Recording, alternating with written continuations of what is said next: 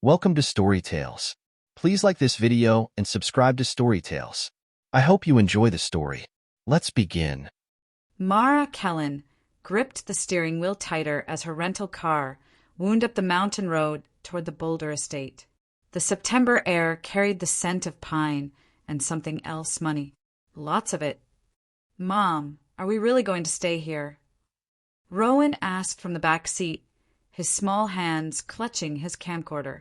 At 7, he rarely went anywhere without it. "Just for the weekend," Mara said, though her jaw clenched as she spoke. Through the windshield, the Granton family estate sprawled across the mountainside like something from a magazine.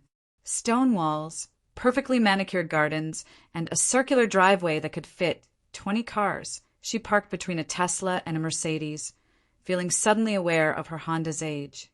Rowan climbed out, already filming the towering entrance. "Rowan, maybe keep the camera down until we get inside." "But this is important documentation," he said seriously. "Aunt Callie said this would be the most beautiful wedding ever." Mara grabbed their overnight bag. The most expensive wedding ever, more likely. 6 months ago, Callie couldn't afford rent on her studio apartment. Now she was throwing what looked like a $200,000 celebration. The front door opened before they reached it. Callie rushed out in designer jeans and a silk blouse, arms extended. "Mara, you came." She wrapped her older sister in a hug that smelled of expensive perfume. "And my favorite nephew." Rowan allowed himself to be hugged, but kept filming over Callie's shoulder. "This place is incredible," Mara said because she had to say something. "How did you?" Calder wanted everything perfect. Callie's smile was radiant, but it didn't reach her eyes. "Come on, let me show you your room." They walked through halls lined with oil paintings and antique furniture. Mara had spent 15 years as a trauma nurse before switching to youth advocacy work. She knew how to read people, how to spot the signs when someone was hiding pain or fear. Callie was hiding something, but it wasn't pain. It was guilt. "So, where is the lucky groom?" Mara asked as they climbed a marble staircase, handling last-minute details. "You'll meet him at dinner tonight." Callie paused at a bedroom door. "This is yours. Rowan, you're right next door." The guest room was larger than Mara's entire apartment back in Denver. French doors opened onto a balcony overlooking the mountains. "Callie, this is too much." "You didn't need to." "I wanted to." Callie's voice carried an edge. "After everything that happened with Mom and Dad, after I wasn't there when you needed help with Rowan, I wanted to do something right." Mara set down their bag. "You don't owe me anything." "Maybe I owe myself this." Callie turned toward the door. "Dinner's at 7. Wear something nice." After Callie left, Mara unpacked while Rowan explored his room. The connecting door between their rooms was thick oak with old-fashioned hinges. Everything in this place spoke of old money, established power, as how had her sister, who'd bounced between dead-end jobs and questionable boyfriends for a decade, landed here. "Mom, come look at this," Rowan called. She found him on his balcony, camera focused on the grounds below. A man in an expensive suit was directing workers, setting up white tents and flower arrangements. "That must be Calder," Mara said. "He looks mean." Mara studied the man through Rowan's viewfinder. Even from this distance, she could see the way he gestured sharp, controlling movements. The workers jumped to follow his orders. "Don't judge people by how they look, kiddo." But privately, she agreed. Dinner was served in a dining room that could seat 20. Only 6 chairs were occupied. Mara, Rowan, Callie Calder, and 2 other guests Mara didn't recognize. Calder Granton was handsome in a calculated way. Perfectly styled hair, expensive watch, practiced smile. When Callie introduced them, he stood and extended his hand. "Mara, I've heard so much about you." His grip was firm, his eye contact steady. "Callie tells me you work with at-risk youth now." "I do. Noble work. Not everyone has the stomach for it." There was something in his tone that made Mara's skin crawl, like he was testing her, measuring her response. "Someone has to care about kids who fall through the cracks," she said. "Of course." He smiled that practiced smile again. "And Rowan, I hear you're quite the filmmaker." Rowan had been quietly filming the dining room, capturing the crystal chandelier and oil paintings. At the mention of his name, he lowered the camera. "I document important events," he said seriously. "Important events." Calder chuckled. "What makes an event important?" "When people are pretending," Rowan said. Silence fell over the table. Callie laughed nervously. "Kids say the strangest things, don't they?" But Calder's smile had frozen. He was staring at Rowan with an expression Mara couldn't quite read. "Perhaps Rowan would prefer to eat in the kitchen," Calder suggested. "Sometimes formal dinners can be overwhelming for children." "He's fine where he is," Mara said firmly. The rest of dinner passed with stilted conversation about the wedding plans, the weather, the beautiful mountain views. Calder dominated the discussion, steering it away from anything personal. When someone asked how he and Callie met, he gave a vague answer about mutual friends. After dinner, while the adults lingered over wine, Rowan wandered the estate with his camera. Mara kept one eye on the conversation and one eye on her son through the windows. "You worry about him," Calder observed. "Any parent would." "Of course, though it must be difficult, raising a special needs child alone." The words were sympathetic, but his tone was calculating, like he was filing away information. "Rowan isn't a burden," Mara said. "He's brilliant." "I'm sure he is." Calder refilled his wine glass. "Still, it can't be easy. Financially, emotionally. A child like that requires so much attention." Heat rose in Mara's chest. "A child like what?" Now, Kelly interrupted quickly. Calder didn't mean anything by it. But Mara was studying Calder's face. This wasn't casual conversation. He was probing, testing her reactions, looking for weaknesses. "If you'll excuse me," she said, standing, "I should check on Rowan." She found him outside, crouched behind a hedge with his camera pointed toward a grove of trees behind the main house. "What are you filming?" "The man from dinner," Rowan whispered. "He's talking to someone." Mara crouched beside him, following his gaze. Through the trees, she could see Calder speaking with another man. Even in the fading light, the second figure looked familiar. "Can you zoom in?"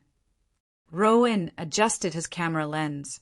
The image sharpened and Mara's blood went cold. The man talking to Calder was Dex Moorfield, Rowan's father, the man who disappeared from their lives 3 years ago without explanation or apology. "Mom." Rowan's voice was small. "Is that?"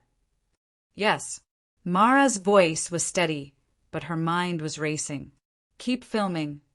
They couldn't hear the conversation, but both men looked tense. Calder gestured sharply, and Dex nodded repeatedly, like he was agreeing to something he didn't want to do. "Should we go closer?" Rowan whispered. "No. Stay here and keep recording." Mara watched as the two men talked for another few minutes. Then Dex pulled something from his pocket, an envelope, and handed it to Calder. Calder opened it, looked inside, and nodded with satisfaction. The meeting ended abruptly. Dex disappeared into the woods, while Calder walked back toward the house. "Did you get all of that?" Mara asked. Rowan nodded. "Why is he here?" Good question. Dex had never shown interest in Rowan's life before. He'd never even sent a birthday card. So what was he doing at Callie's wedding? Taking money from her fiancé? "I don't know," Mara said, "but we're going to find out." The wedding ceremony was set for late afternoon in the estate's formal garden. Mara spent the morning helping with preparations while Rowan documented everything: the flower arrangements, the musicians setting up, the caterers arranging champagne glasses. "He's very thorough," Avery Neal said, appearing beside Mara as they watched Rowan film the wedding arch. Mara turned. Avery had been Callie's best friend in high school before drugs and bad choices pulled them apart. She looked clean now, healthier than Mara remembered. Avery, I didn't know you'd be here. Callie, and I reconnected a few months ago. I'm 18 months sober now. Avery's smile was cautious but genuine. She said, you're working with kids in trouble. Someone has to. Yeah. Avery glanced around, then moved closer. Can we talk? Privately. They walked to a quiet corner of the garden while Rowan continued filming. I wanted to warn you about something, Avery said. About Callie and this whole thing. What kind of warning? She's not the same person you grew up with. I mean, she was always manipulative, but this is different. Calculated. Avery looked toward the house, where Callie was getting ready. She always needs a man to clean up her messes, you know? And this one, he's not what he seems. What do you mean? Calder has money, but where does it come from? He says he's in consulting. But what kind of consulting pays for all this? Avery gestured at the elaborate setup. And the things I've overheard him saying on the phone. Like what? Stuff about managing problems, making things disappear. Avery's voice dropped to a whisper. Mara, I think your sister is in over her head. Before Mara could respond, Callie appeared in her wedding dress, radiant and beaming. There you are. It's time. The ceremony began precisely at 4 o'clock. Mara sat in the front row with Rowan, who filmed everything despite dirty looks from some of the other guests. The officiant spoke about love and commitment while Mara watched Calder's face. He looked like a man completing a business transaction. During the exchange of vows, Rowan tugged on her sleeve. Mom, he whispered urgently, we need to leave. Now. What? Why? Look at this. He showed her the camera's small screen, replaying something he'd recorded earlier. The footage showed Calder and Dex walking through the trees again, their voices just audible over the wind. Just keep her distracted, Calder was saying. I'll handle the rest if she pushes too far. Just like Montana. Dex asked. Calder nodded. Exactly like Montana. Mara's heart stopped. Montana. 5 years ago, she'd lost touch with her best friend Lyra Dane after Lyra moved to Montana to be with a new boyfriend. No one had heard from her since. Who's the her they're talking about? Rowan whispered. Mara looked at Calder, standing at the altar promising to love and honor her sister. Then she looked at Dex, lurking at the back of the gathering like hired muscle. I think they're talking about me, she said quietly. Should we call the police? Mara was quiet for a moment, watching as Callie and Calder kissed to seal their union. The crowd erupted in applause, but all she could hear was Calder's voice saying, just like Montana. Not yet, she said finally. But good work, kiddo. Keep filming everything. Rowan nodded solemnly and raised his camera again. As the newlyweds walked back down the aisle, Calder's eyes found Mara's. For just a moment, his practiced mask slipped, and she saw something cold and calculating underneath. He knew that she knew. And somehow, that made her smile. The reception was in full swing when Mara made her move. She'd spent 2 hours playing the role of supportive sister, making small talk and smiling for photos while her mind worked furiously. Calder was dangerous. That much was clear. But how dangerous? And what exactly did he want with her? The mention of Montana couldn't be a coincidence. Lyra had been dating a man who matched Calder's age and description when she disappeared. I'm going to find the restroom, she told Rowan, who was documenting the first dance. Stay here and keep filming. Instead of heading to the restroom, Mara slipped away from the reception and into the main house. Most of the staff were outside serving dinner, leaving the interior largely empty. She found Calder's office on the second floor, a massive room with built-in bookshelves and a desk that probably cost more than her car. The door was locked, but Mara had learned a few things during her years working in hospitals. A bobby pin and steady hands could open most simple locks. The desk drawers contained the usual office supplies, but the bottom drawer was different. It held a thick leather ledger and several manila folders. Mara opened the ledger first. It contained detailed records of payments, some to vendors and caterers, but others to individuals. 2 weeks ago, there was a cash payment of $5,000 to D. Moorfield. So Dex was definitely on Calder's payroll. But for what? She photographed the relevant pages with her phone, then turned to the folders. The first contained wedding vendor contracts and receipts. The second made her blood run cold. IT was labeled guest management and contained a list of names with check marks or X's beside them. Most of the names were checked, indicating approved guests, but several were marked with red X's and labeled "Do not admit." Lyra Dane was at the top of the X list. Mara photographed everything, her hands shaking slightly. Why would Calder specifically ban Lyra from the wedding? Unless he knew she was dead. Unless he was the reason she was dead. The sound of footsteps in the hallway made her freeze. She quickly closed the folders and ledger, returning them to their exact positions. The footsteps passed by without stopping. She was about to leave when she noticed something else, a small framed photo on the bookshelf, partially hidden behind other items. It showed a younger Calder with his arm around a blonde woman. The woman was wearing a distinctive necklace, a silver chain with a turquoise pendant shaped like a bird. Mara knew that necklace. She'd helped Lyra pick it out for her birthday years ago. She photographed the picture, then carefully returned it to its position. As she prepared to leave, her phone buzzed with a text from Rowan. "Mom, where are you? Something's happening." Mara hurried back to the reception to find Avery standing with Rowan near the edge of the party. "What's wrong?" Mara asked. "I saw you go inside," Avery said quietly. Calder noticed too. "He sent someone to look for you." "Who?" "The guy who's been lurking around all day. Tall, brown hair. He looks familiar, but I can't place him." "That's my ex," Mara said. "Rowan's father." Avery's eyes widened. "What's he doing here?" "Working for Calder, apparently." Mara looked around the reception. "Where are they now?" "Calder's talking to the caterers. Your ex disappeared into the house about 5 minutes ago. Probably looking for me." Mara felt a chill. "Avery, I need to ask you something. Do you remember a woman named Lyra Dane? Blonde, about my age, dated a guy who looked like Calder." Avery frowned. "The name sounds familiar. She was my best friend in college. She moved to Montana 5 years ago and disappeared." "Oh, God." Avery's face went pale. "Mara, there was something else I wanted to tell you. About Calder's last girlfriend. Before Callie." "What about her?" "She asked too many questions. About his business, his money, his past.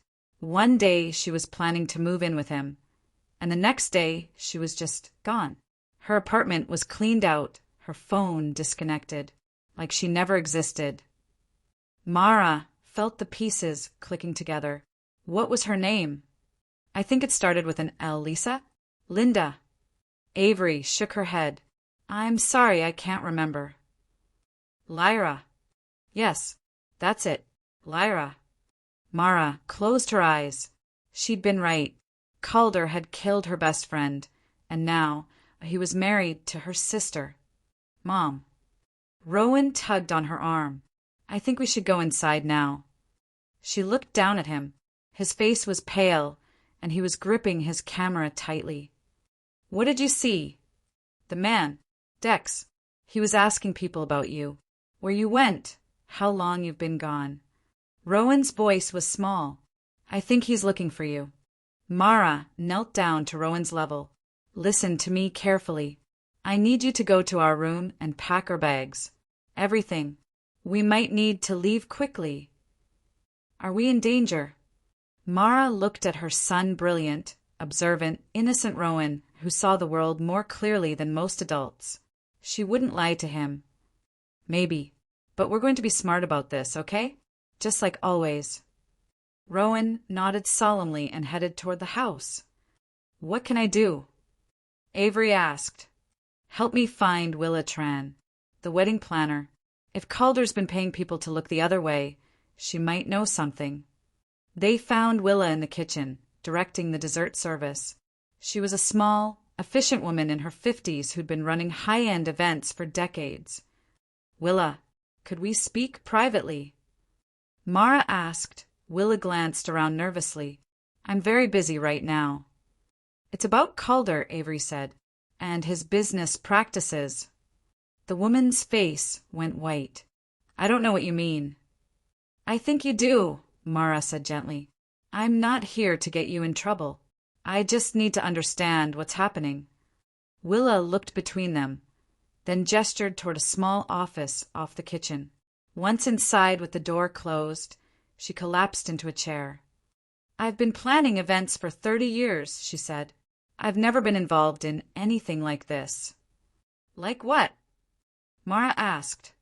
"Calder pays me extra to manage certain situations, to make sure the wrong people don't show up at events, to keep guest lists confidential, to look the other way when questions are asked." "What kind of questions?" "About his previous partners, about business associates who've had problems." Willa's hands shook as she spoke. "I thought it was just wealthy people being paranoid about privacy. But then I heard things." "What kinds of things?" "Phone calls, conversations about making problems disappear permanently, about people who ask too many questions." Willa looked directly at Mara. "I think he's killed people, and I think I've been helping him cover it up." Mara felt a cold certainty settle in her chest. "How many people?" "I don't know. At least 2 that I know of for certain. Maybe more." "And you never went to the police?" "With what proof?" "He's careful. Everything looks legitimate on the surface." Willa pulled a tissue from her purse. "Besides, he pays me very well to forget what I hear." "But you're telling me now." "Because I've seen the way he looks at you. The same way he looked at the others before they disappeared." Willa leaned forward. "You need to leave.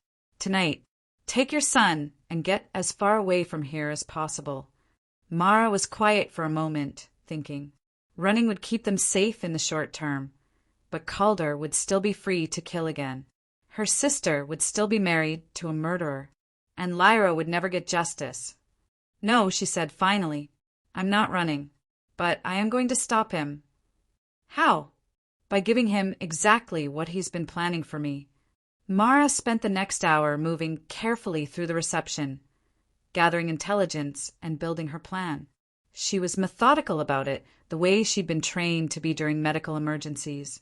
Assess the situation, identify the resources, execute with precision. First, she found Rowan in their room, bags packed and hidden in the closet. "Good job. Now I need you to do something else for me." She handed him her phone. "Upload all your footage to my cloud storage. Everything from today and yesterday, even the boring parts." Especially the boring parts. Someone might have said something important when they thought nobody was listening. While Rowan worked, Mara walked to the estate's main gate and drove into Boulder. The sheriff's office was a small building on the outskirts of town, staffed by 2 deputies on weekend duty. "I'd like to report some suspicious activity," she told the desk sergeant. "What kind of suspicious activity?" "Possible fraud and extortion." She handed him a manila envelope containing printed copies of the photos she'd taken from Calder's office. "These documents suggest someone has been making payments to silence potential witnesses." The sergeant looked through the papers. "This is pretty serious stuff. Do you have any additional evidence?" "Video recordings. But I need more time to compile everything properly." She deliberately left out the most damning footage: Calder and Dex's conversation about Montana. She needed that for later. "Could you start an investigation based on what I've provided?"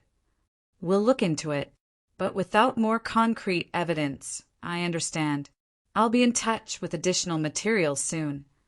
She left her contact information and drove back to the estate, satisfied that law enforcement was now aware of Calder's activities.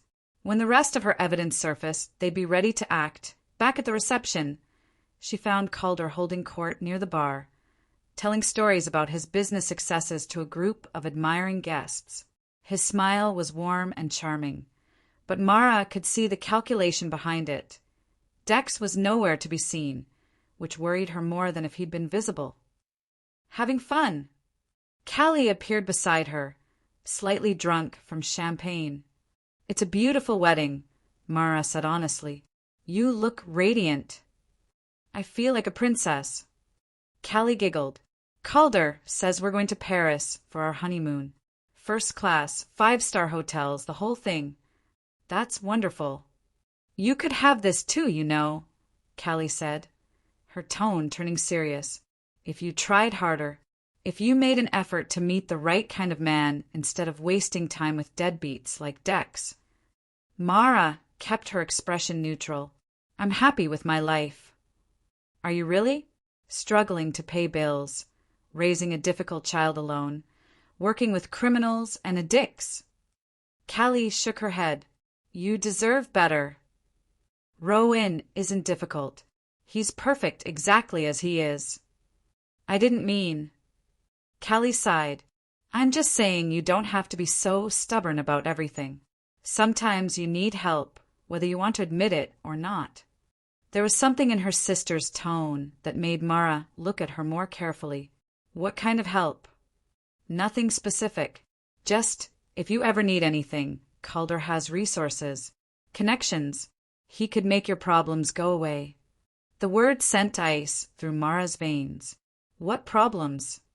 You know, financial stress, custody issues with Dex, work situations that get complicated. Callie's eyes were glassy from alcohol, but her voice was clear. Calder helps people he cares about. And what does he want in return? Nothing. Just loyalty. Just trust. Callie leaned closer. He's already helped me with some things. Old debts. Bad relationships. People who were making my life difficult. Mara realized with dawning horror that her sister knew. Maybe not all the details, but she knew Calder was dangerous, and she was okay with it. She was benefiting from it. Callie, what have you done? What I had to do. Callie's expression hardened. Just like you'll do what you have to do when the time comes. Before Mara could respond, Calder appeared beside them. Ladies, you look serious. This is supposed to be a celebration. Just sister talk, Callie said, immediately brightening. Mara was telling me how happy she is for us. I'm sure she was. Calder's smile was cold. Mara, I haven't seen your son recently. Is he feeling all right? He's fine. Probably tired from all the excitement. Of course, children his age need so much supervision. It would be terrible if something happened to him while he was exploring such a large property. The threat was delivered with perfect politeness, but it was unmistakable. Mara felt her protective instincts flare, but forced herself to remain calm. I should check on him, she said. Excellent idea. As she walked away, she could hear Callie and Calder talking quietly behind her. Her sister was laughing at something he said, completely oblivious to the danger she'd married at, or maybe not oblivious at all. Mara found Rowan in their room, connecting cables to his camera. Almost done uploading everything, he said. But, Mom, I recorded something new. What? He showed her the camera's display. The new footage showed Calder on his phone, standing near the house's back entrance. If it's not her, it's the kid, Calder was saying. Whatever it takes to solve the problem permanently. Mara's hands clenched into fists. Threatening her was one thing. Threatening Rowan crossed a line that couldn't be uncrossed. Pack up your equipment, she said. We're going to end this tonight. At midnight, when the last guests had finally departed and the estate had settled into quiet, Mara made her way to the kitchen. She'd waited for Callie and Calder to retire to their suite, for the catering staff to finish cleaning, for Avery to go to her room. She found Dex exactly where she'd expected, raiding the refrigerator, like he used to do after late nights when they were together. Hello, Dex. He spun around, nearly dropping a beer bottle. Mara, you scared me. Good. She closed the kitchen door behind her. "We need to talk." Dex looked older than she remembered.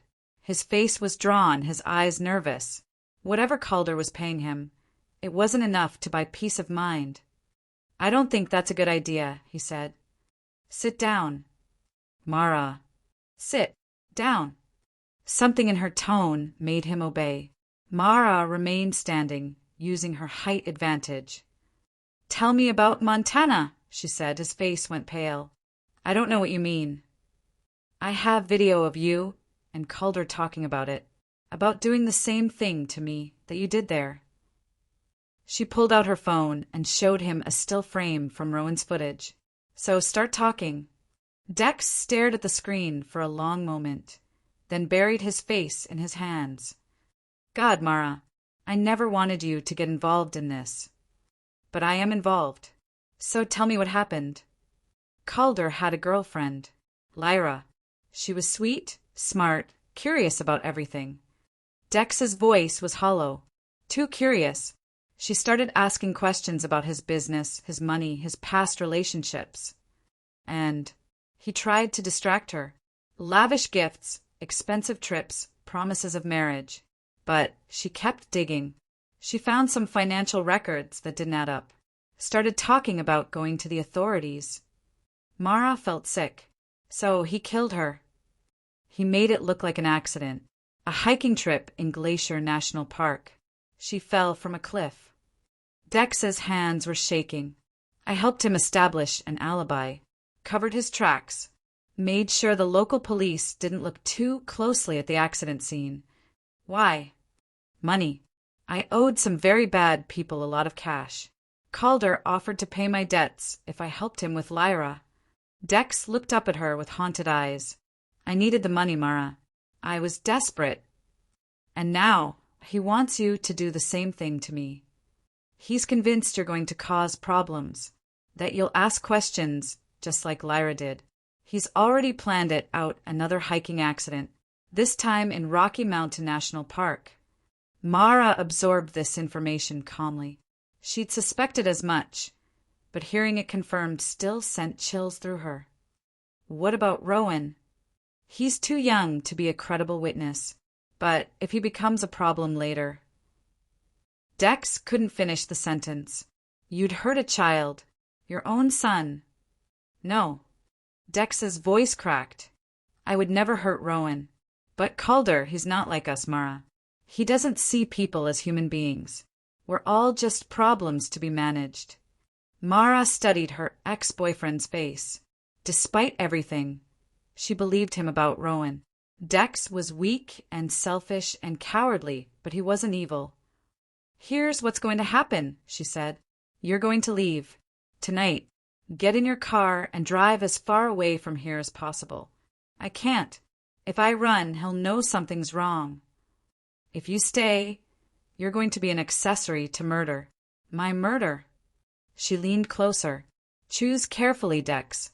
Because if anything happens to me or Rowan, Avery knows everything. The police know everything. Your only chance is to disappear before this all comes crashing down. Dex was quiet for a long moment. What are you going to do? What I should have done years ago when you abandoned us. I'm going to protect my son. She turned to leave, then stopped. One more thing. In your car, do you have the clothes you wore when you helped Calder kill Lyra? His face went white. How did you? Yes or no? Yes. In a bag in my trunk. He said to keep them as insurance, in case anyone ever asked questions. Give them to me. Why? Because they're evidence, and because it's the only decent thing you've ever done for Rowan. 10 minutes later, Dex handed her a plastic bag containing blood-stained hiking clothes and boots. His hands were shaking as he passed it through her car window. Mara, I'm sorry. For everything. Sorry doesn't bring back the dead, she said. But maybe this will help get them justice. She watched him drive away into the darkness, then return to the house. In the morning, the police would find the blood-stained clothes in Calder's office safe. She'd already figured out the combination by watching him enter it earlier that evening. But first, She had a wedding video to edit, and in their room, Rowan was still awake, organizing his footage on her laptop. "Did you talk to him?" he asked without looking up. "Yes." "Is he gone?" "Yes." Rowan nodded solemnly. "Good. He was never a real father anyway." Mara sat beside him on the bed. "I need your help with something important. Can you edit all your footage into one video? All the conversations, all the suspicious behavior, everything that shows Calder is dangerous. Like a documentary. Exactly like a documentary. But it needs to be ready by tomorrow morning." Rowan's eyes lit up with purpose. "I can do that. What's it for?" "The most important screening of your career." Sunday morning dawned clear and bright, perfect for the post-wedding brunch Callie had planned. Mara woke early and put on her nicest dress, not because she wanted to look good, but because she wanted to look respectable when everything went to hell. Rowan had worked until 3 in the morning, editing his footage into a 12-minute documentary. It was brilliant work, clear, damning, impossible to dismiss.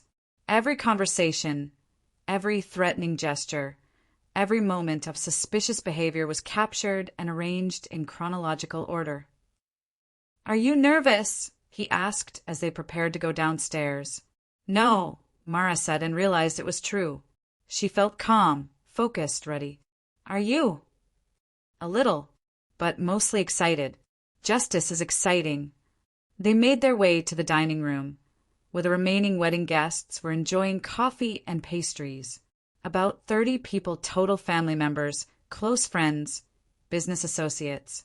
The perfect audience. Callie looked radiant in a flowing sundress, still glowing from her wedding night. Calder was impeccably dressed as always, playing the role of devoted husband. "Good morning, sleepyheads," Kelly called out. "We were just about to watch the wedding video Calder's photographer put together." "Perfect timing." "Actually," Mara said, "Rowan has something he'd like to share first. He's been working on a little documentary about the weekend." "How sweet," Calder said, but his eyes were watchful. "Though perhaps after brunch would be better. We wouldn't want to spoil anyone's appetite." "Oh, I think everyone will find it very digestible," Mara said. She walked to the entertainment center and connected Rowan's camera to the large screen TV. The room fell quiet as guests gathered around. "Ladies and gentlemen," Mara announced, "I present The Truth About Calder Granton, directed by Rowan Kellen." The video began with innocent footage, the estate, the wedding preparations, smiling guests. But quickly it shifted to something darker. Calder's voice filled the room. "Just keep her distracted. I'll handle the rest if she pushes too far." Gasps erupted from the audience. Callie went pale. "What is this?" she whispered. The video continued. Dex's voice. "Just like Montana?" Calder's nod of confirmation. More footage played Calder on the phone talking about making problems disappear permanently, his threatening conversation about the kid, his meeting with Dex where money changed hands. "Turn it off," Calder commanded, moving toward the TV. "Let it play," Mara said firmly. "Everyone deserves to see what kind of man you really are." The video reached its climax, Willa's confession about helping Calder cover up his crimes, overlaid with images of Lyra Dane's missing person poster that Rowan had found online. "This is insane," Callie said, but her voice was shaky. "These are lies, manipulated footage." "Wait," called out an older woman Mara didn't recognize. "I know that girl. Lyra. She dated my nephew in Montana. She disappeared on a hiking trip." "There's more," Mara said. From her purse, she pulled out the silver bird necklace she'd removed from Callie's jewelry box that morning. "This belonged to Lyra Dane. I helped her pick it out. Tell me, Callie, where did you get it?" Her sister stared at the necklace like it was a snake. Calder gave it to me. He said it was an antique." "Calder gave you a dead woman's jewelry as a gift." The room erupted in shocked murmurs. Several guests were already pulling out their phones, some to call the police, others to record what was happening. Calder's mask finally slipped completely. his face contorted with rage as he lunged toward Mara. "You stupid bitch! Do you have any idea what you've done?" But before he could reach her, the dining room doors burst open. Sheriff's deputies flooded in, weapons drawn. Boulder County Sheriff's Department. Nobody move. The arrest was swift and efficient. The deputies had been positioned outside the estate since dawn, waiting for Mara's signal. The evidence she'd provided yesterday, combined with the video screening and Lyra's necklace, gave them everything they needed. "Calder Granton, you're under arrest for conspiracy to commit murder, fraud, and suspected homicide in the death of Lyra Dane." As they read him his rights, Calder's eyes never left Mara's face. Even in handcuffs, he radiated menace. "This isn't over," he said quietly as they led him past her. "Yes, it is," she replied. A second set of deputies arrived to process the scene and interview witnesses. Mara handed over the bag of blood-stained clothes she'd retrieved from Dex's car. "These belong to Dex Moorfield, Calder's accomplice in Lyra Dane's murder. You'll find his DNA and hers on the fabric." The lead detective, a sharp-eyed woman named Martinez, looked impressed. "You've been busy." "I've been motivated." While the police worked, Mara turned her attention to Callie, who was sitting in stunned silence at the dining table. "Did you know?" Mara asked. "Know what?" "That he killed people. That the necklace belonged to a murder victim. That he was planning to kill me." Callie's eyes filled with tears. "I didn't know about the murders. I swear I didn't know about that." "But you knew something." "I knew he made problems disappear. I knew he had connections, people who owed him favors." Callie's voice was barely a whisper. "I thought it was just business stuff. Tax issues, maybe some gambling debts." "And you were okay with that?" "I needed help, Mara. I owed money to loan sharks. My credit was destroyed. I was facing eviction." Callie looked up with desperate eyes. "He offered to take care of everything if I married him. I thought it was a business arrangement." "What kind of business arrangement?" "Respectability. A stable wife with family connections. Someone who wouldn't ask too many questions about his work." Callie wiped her eyes. "In exchange, he'd pay off my debts and give me the life I always wanted." Mara stared at her sister with a mixture of pity and disgust. "So you sold yourself to a murderer?" "I didn't know he was a murderer." "But you suspected he was dangerous, and you were willing to let him hurt me to protect your arrangement." Callie couldn't meet her eyes. "I thought maybe if you just went along with things, he wouldn't see you as a threat." "He threatened Rowan." I would never have let him hurt Rowan." "You already did hurt him, by bringing him into contact with a killer, by making him a target." Mara's voice was steel. "By choosing money over family." Detective Martinez approached them. "Ms. Wentmore, we need to speak with you about your knowledge of your husband's activities." As they led Callie away for questioning, she looked back at Mara with pleading eyes. "I'm sorry," she called out. "I never meant for any of this to happen." Mara didn't respond. Sorry was just a word, and words couldn't undo the damage that had been done. 6 months later, Mara stood in the kitchen of her new house in Fort Collins, reading Callie's latest letter. It was the 15th one she'd received since the trial. "Dear Mara, I know you haven't responded to any of my letters, but I have to keep trying. I need you to understand that I never wanted anyone to get hurt. I was scared and desperate, and I made terrible choices, but I never stopped loving you and Rowan. Calder is serving life without parole for Lyra's murder. The prosecution said your evidence was crucial in getting the conviction.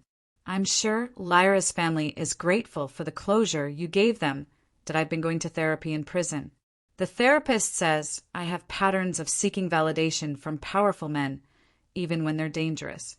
She says I need to learn to value myself without external approval, that I know I don't deserve your forgiveness.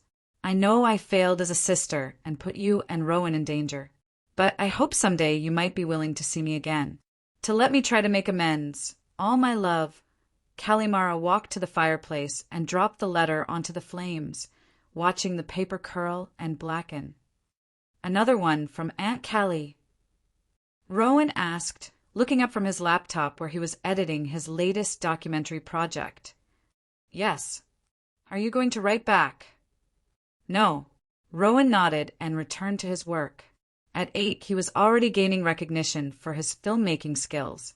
His documentary about the Calder Granton case had been featured in several film festivals and helped establish new protocols for how law enforcement handled evidence from civilian sources. A knock at the door interrupted her thoughts. Avery stood on the porch, holding 2 cups of coffee. "Thought you might need this," she said, settling into a kitchen chair. "Rough day." "The same as always." Mara accepted the coffee gratefully. Avery had been clean for 2 years now and worked as Mara's assistant at the women's shelter, where she taught resilience courses. "The new grant came through," Avery said. "We can expand the program to serve 50 more women." "That's wonderful. Your work is making a real difference, you know. Yesterday, Maria told me your classes gave her the courage to leave her abusive husband." Mara smiled. It was good work teaching women to recognize danger, to trust their instincts, to fight back when necessary. Skills she wished she'd taught Callie years ago. "There's something else," Avery said carefully. "Channel 7 wants to do a follow-up story about the Granton case. They want to interview you about how regular people can protect themselves from predators." "No interviews." "I figured you'd say that. But maybe it's time? Your story could help other people recognize the warning signs." Mara was quiet for a moment, thinking. "What do you think, Rowan? Should we do the interview?" "Only if they let me film it," he said seriously. "Their camera work is amateur." Avery laughed. "I'll negotiate that into the contract." As evening fell, Mara found herself back at the fireplace with Callie's unburned letter in her hand. For a moment, she considered reading it again, maybe even responding this time. Instead, she dropped it into the flames and watched it disappear. Forgiveness was a kindness. She didn't hand those out anymore. She had learned to save her compassion for people who deserved it, for the women in her classes who were fighting to build better lives, for Rowan, who saw the world with clear eyes, for Avery, who chose sobriety every single day, for herself, who had refused to be a victim and had chosen justice instead. Outside, snow began to fall over the Colorado mountains, covering the world in pristine white. Inside, Mara Kellen felt something she hadn't experienced in years: peace.